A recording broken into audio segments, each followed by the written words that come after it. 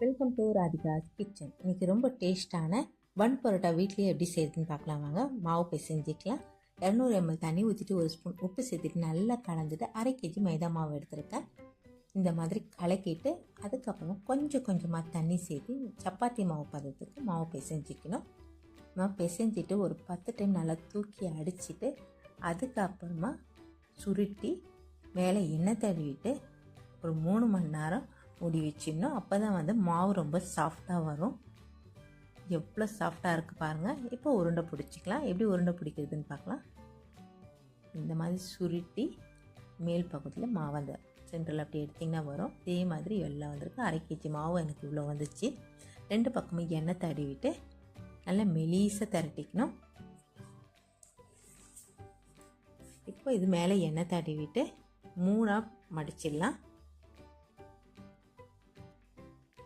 ரொம்ப டேஸ்ட்டாக இருக்கும். கண்டிப்பாக நீங்கள் ட்ரை பண்ணி பாருங்கள். இப்படி 2 விரல் வச்சு இப்போ இதை சுருட்டிக்கணும். சுருட்டிட்டு மேல் பகுதியில் பிடிச்சி மெதுவாக எடுத்து இப்படி வச்சுட்டு மேலே திரட்டிக்கணும். லேசாக மேலே எண்ணெய் தடவிட்டு திரட்டிக்கிட்டிங்கன்னா சூப்பராக வரும். அடுப்பை சிம்மில் வச்சுட்டு சுட்டதாக உள்ளெல்லாம் நல்லா வேகும். ஒரு 2 ஸ்பூன் எண்ணெய் ஊற்றிட்டு திருப்பி போட்டு சைடில் வேகாமல் இருக்கும். அதுக்கு இப்படி வச்சு சுட்டிங்கன்னா ஃபுல்லாக எல்லா பக்கமும் வந்துடும். சூப்பரான நம்மளோட பன் பரோட்டா ரெடி ஆகிடுச்சு. கண்டிப்பாக நீங்களும் ட்ரை பண்ணி பாருங்கள்.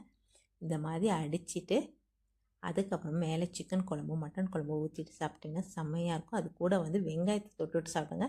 வேறு லெவலாக இருக்கும். கண்டிப்பாக உங்களுக்கும் பிடிக்கும். லைக் பண்ணுங்கள், ஷேர் பண்ணுங்கள், சப்ஸ்கிரைப் பண்ணுங்கள், மறக்காமல் பெல் பட்டனை கிளிக் பண்ணுங்கள். நன்றி, வணக்கம்.